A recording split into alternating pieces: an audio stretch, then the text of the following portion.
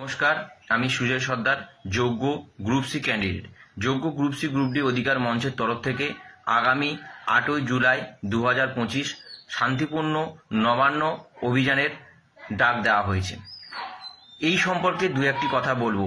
যোগ্য 3394 জন শিক্ষাকর্মী, যাদের এগেনস্টে তদন্তকারী সংস্থা এবং নিয়োগকারী সংস্থার কোনো অভিযোগ না থাকার পরেও শুধুমাত্র নিয়োগকারী সংস্থার প্রাতিষ্ঠানিক দুর্নীতির দায়ে আজকের তাদের চাকরি নিশ্চিহ্ন।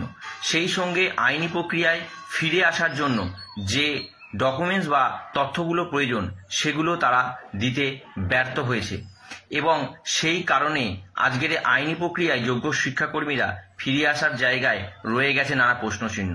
এই প্রশ্নচিহ্নগুলোকে ওভারকাম করার জন্য আগামী 8ই জুলাই আমরা আমাদের রাজ্যের মাননীয় মুখ্যমন্ত্রীর কাছে সাক্ষাৎ চাইছি এবং তা এই যে ডকুমেন্টস এবং আমাদের বর্তমান অবস্থা সম্পর্কে সুস্পষ্ট বার্তা চাইছি।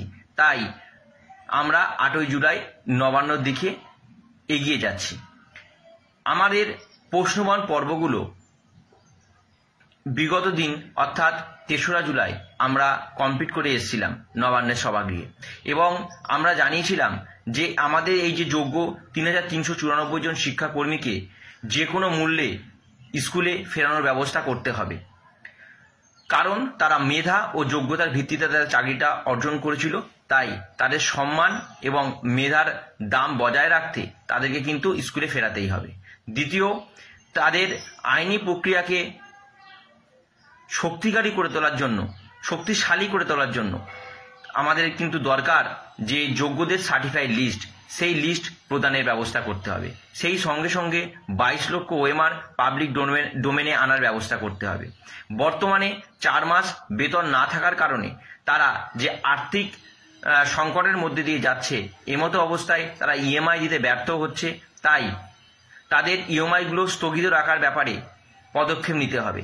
সেই সঙ্গে সঙ্গে যোগ্য 3394 জন শিক্ষাকর্মী সম্বন্ধে সুস্পষ্ট বার্তা দিতে হবে। আপনাদের এই যে 3394 জন শিক্ষাকর্মীর কাছে আমার আবেদন, আপনারা 8ই জুলাই প্রত্যেকে নিজের সমস্যাকে ওভারকাম করে প্রত্যেকে আপনারা আসবেন, কারণ আপনাদের উপস্থিতিই কিন্তু এই উত্তর পর্বকে আরও শক্তিশালী করবে, সংগঠিত করবে। তাই কেউ কোনো অজুহাত দেখিয়ে সেই দিন বাড়ি থাকবেন না। আপনাদের উপস্থিতি কিন্তু একান্তই কাম্য এবং আপনাদের উপস্থিতিই কিন্তু এই উত্তরবান পর্বকে সংগঠিত করবে, মজবুত করবে। সেই সঙ্গে সঙ্গে আমাদের রাজ্যের কর্মরত শিক্ষাকর্মী, শিক্ষক শিক্ষিকা, হেডমাস্টার মহাশয় এবং 2016 সালের এসএলএসটির যোগ্য শিক্ষক শিক্ষিকাদের আমাদের এই যে শান্তিপূর্ণ অভিযান আছে সেখানে তারা ব্যানার ব্যতীত আমাদের সমর্থনে আসতে পারেন। যেহেতু যদি 2016 সালের প্যানেলে সবচেয়ে কেউ বেশি বঞ্চিত হয়, তাহলে কিন্তু যোগ্য শিক্ষাকর্মীরাই সবচেয়ে বেশি বঞ্চিত হয়েছে। তার কারণ আজকে যোগ্য হওয়ার পরেও তারা স্কুলে ফিরতে পারেনি, যোগ্য হওয়ার পরেও আজকে তাদের 4 মাসের বেতন বন্ধ। তাই তাদের সমর্থনে আপনারা এগিয়ে আসুন এবং ওয়েস্ট বেঙ্গলের বুকে যে বিপর্যয় ঘটেছে, সাধারণ শুভবুদ্ধি সম্পন্ন সমাজের মানুষের কাছে আমার আবেদন, এই বিপর্যয়কে এখানেই রুখে দিন এবং এই বিপর্যয় যাতে ভবিষ্যৎ প্রজন্মকে ফেস না করতে হয়, তাই জন্য আপনারা এগিয়ে আসুন এবং আমাদের এই অভিযানকে সাফল্যমণ্ডিত করুন এবং যাতে আমরা যোগ্যতা ও মেধার ভিত্তিতে যারা চাকরি পেয়েছিলাম তারা যেন এই অর্জিত চাকরিটা পুনরায় ফিরে পেতে পারি এবং সম্মানের সহিত আমরা স্কুলে ফিরতে পারি, তার পূর্ণ প্রয়াস করুন।